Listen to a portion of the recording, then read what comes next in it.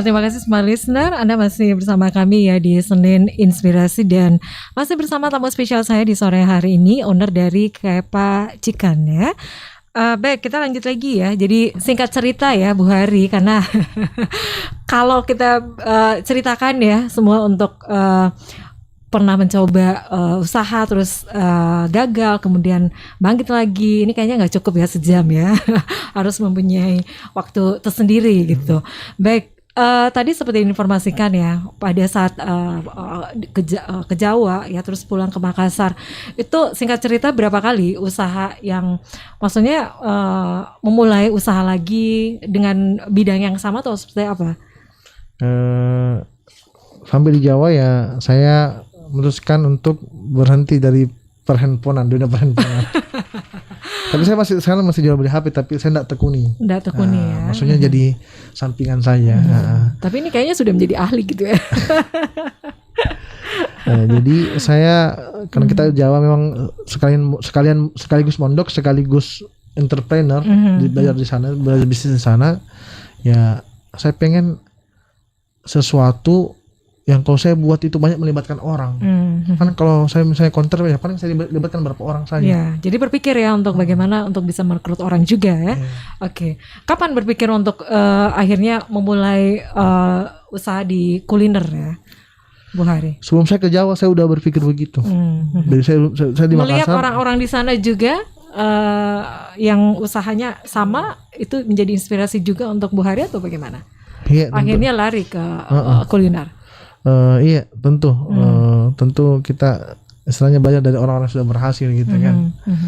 Dan memang saya rasa bisnis yang nggak dia akan pernah mati itu makanan ya? Makanan, pendidikan gitu, yang semua orang butuh. Iya. Ya cuma kan beda-beda dari target pasarnya. Oke. Ini untuk jenis usahanya ini kan kuliner gitu ya. Kemudian namanya ini unik ya. Kepa Chicken. Nah ini milih nama Kepa. Apakah punya cerita sendiri juga? Kalau Kepa sih artinya apa? Tidak ada arti sama sekali. Apakah singkatan itu? Bukan juga. Bukan juga. Hanya saja pada saat itu kita bilang dulu kan kita punya brand namanya Si Ayam. Si Ayam dan itu cukup keren. Si Ayam itu di Solo itu sudah lumayan terkenal juga Si Ayam tuh. Di Makassar juga sempat cuman setelah kita ngulik lagi nih, saya sama coach saya punya coach konsultan juga gitu kan. Ada teman saya yang saya anggap kakak yang punya sering berikan saya masukan di bisnis. Dia bilang kalau Si Ayam terlalu tidak terdiferensiasi. Kalau Si Ayam saja ya. Karena kan bisa Si Ayam bakar, Si Ayam jago dan sebagainya, terlalu banyak. Nah, jadi kita cari apa nama, akhirnya muncul Kepa. Kepa. Kepa. Bilang kenapa Kepa? Kalau Kepa semua orang satu dunia bisa sebut Kepa. Bisa diplesetin ya jadi kepo. Kemarin Pak None tanya, Kepa itu apa? Oke Pak. Oke Pak. Jadinya Kepa ya. Kepa. Ya. Artinya nggak ada artinya. Tidak filosofi karena bisnis itu ya nggak usah pakai filosofi. Ya terang kan terlalu ribet, minum kopi aja pakai filosofi. Biasanya kan kalau mulai bisnis itu kan dari namanya saja ini sudah mulai dilakukan terawangan gitu ya. Oh iya. Peramalan. Namanya nih bagus kayaknya namanya kurang tepat atau bagaimana kan, tapi pada zaman dulu tuh waktu saya benar bisnis kayak gitu Kak, saya itu kan idealis. Kita kan idealis. Ya. Jadi cari nama yang betul-betul apa, tapi ternyata sekarang di situ tidak perlu keren. Yang penting cashnya ada. Iya. Ada yang dilihat ya, ada cashnya. Iya, harus itu. Iya. Jadi awal merintis Kepa ini gimana ceritanya? Pada saat itu saya lagi bawa ada satu kajian nih, kan? Kajian. Kita kan di Solo itu kami bagi-bagi makanan untuk panti yatim, jamaah masjid, hampir tiap hari. Itu biasanya hampir tiap hari ya. Hampir tiap hari kita bagi. Biasanya hari Jumat gitu kan. Kita hampir tiap hari. Hari Jumat juga, ada Senin sampai Kamis kita bagi juga. Entah kenapa tiba-tiba ketemu sama seorang chef. Chef. Ada chef dari Jakarta kebetulan kerja di Solo. Dia bilang kayak gini sama saya, "Bang." Dia panggil saya Abang. Bang, mau nggak saya ajarin Japanese food? kan saya lihat abang ini bagi-bagi makanan ke orang-orang gitu kan. Kenapa kita nggak cobain makanan nikmat untuk orang-orang kayak gitu? Oh gitu ya. Kalau kayak goreng sudah biasa, ya kan? Biasanya kan orang yang dehaf aja yang nyobain makanan begitu ya. Yes. Ya. Nah, kenapa tidak? Oh iya. Kenapa untuk Allah kita setengah-setengah gitu? Ya. Dia bilang boleh. Akhirnya kami ini kita dulu namanya ada namanya dapur sakinah, kita kumpul. Akhirnya diajarin. Tapi setelah diajarin itu kita develop, kita mengembangkan gitu kan. Kita ada pokoknya modifikasi lah. Akhirnya sehingga makanan yang mahal itu, yang premium itu bisa kita jual untuk kalangan menengah ke bawah. Iya, sekedar info yang kami jual ini paling mahal 14.000. Oh ya 14.000 yang 14.000. Oke. Iya. Ya. Dan ini premium, bahan-bahannya juga premium, rasanya juga ya? insya Allah premium. Oke. Ini kalau saya lihat ya, wow, ini dari ada chicken katsu, kemudian ada geprek ya, geprek. Korean spicy ya. Nah ini gimana nih untuk tingkat kesulitannya? Ini kan kalau kita lihat ya, ini kalau di Makassar kan, dia kan sudah banyak juga yang mempunyai ataupun memilih jenis usaha seperti ini. Kemudian untuk makanannya juga ya, untuk varian untuk ayamnya juga seperti ini. Nah kalau dari Bu Haris sendiri, ini menjadi apakah ada hal yang membedakan gitu kan? Varian bisa sama gitu ya, tapi apa sih yang menjadi pembeda gitu Bu Hari? Ya, pembedanya paling utama adalah mungkin dirasa ya. Karena kan kalau kita bisnis itu kan kita kan harus pelajari kompetitor dulu. Ya, yang kami pelajari di Solo itu sebelum kita mau bisnis kita harus cari tahu dulu siapa jadi kompetitor kita nih. Sehingga kita harus tahu pakai analisis SWOT dong. Strength-nya mereka jadi opportunity kekuatan buat kita. Ya. Ya kan. Weakness-nya mereka jadi harus buat untuk peluang untuk kita gitu kan. Jadi kami riset data dulu, datang siapa sih kompetitor kita, si A, si B, si C, si D, harganya berapa, kenapa bisa rame, kita validasi dulu. Kemudian ya kita turunkan menu. Setelah kita turunkan menu ya kita riset juga menu kita ke pasar juga. Disuka apa enggak gitu. Jadi kita nggak langsung buka outlet, enggak Kak. Jadi tidak langsung. Ada survei dulu ya? Iya, harus survei dulu. Dan itu minimal 6 bulan. Kan mohon maaf ya, ini juga salah satu yang kami pelajari kenapa bisnis di Jawa itu cepat berkembang.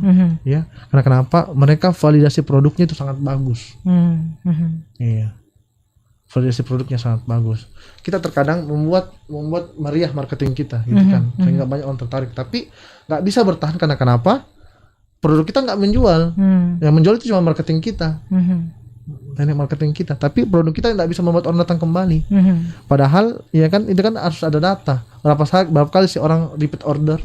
Kenapa dia repeat order? Bertambah nggak orang yang beli juga gitu. Itu dari rasa gitu ya? Nah, itu Oke, jadi akhirnya buka di Makassar gitu ya? Iya. Sekarang berapa jumlah karyawannya? Karyawan sih begini. Dulu kita di Solo, kenapa? Dulu kita jual itu harganya agak mahal, 20.000 ke atas tuh. Itu di Solo ya? Di Solo, di iya. Jawa. Kalau di sana kan murah harusnya, ya kan? Karena barang-barang makan sana murah. Cuman karena kita nggak ngakalin, harus pakai outlet, pakai karyawan besar, pakai tingkat 2 dan sebagainya, akhirnya yang menjadi berat adalah operasionalnya. Jadi setelah kita evaluasi ya udah, kenapa kita nggak buka di rumah dapur umum terus satu jadi kita ubah channel distribusinya. Yang dulu harus kayak pakai gedung gitu kan, pakai ruko misalnya. Kita pakai gerobakan, take away. Jadi sangat mungkin kita menjual murah. Jadi cost operasional itu bisa ditekan ya. Karena banyak yang cost operasional yang tidak kita pakai lagi.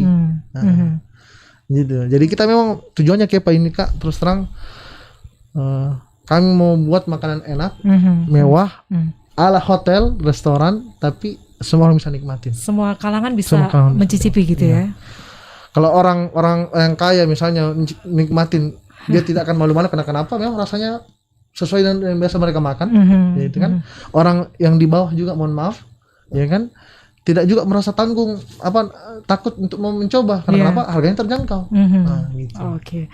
Jadi rasa restoran dan harganya ekonomis ya, terjangkau. Ya. Oke, ini ada 3 varian di sini ya.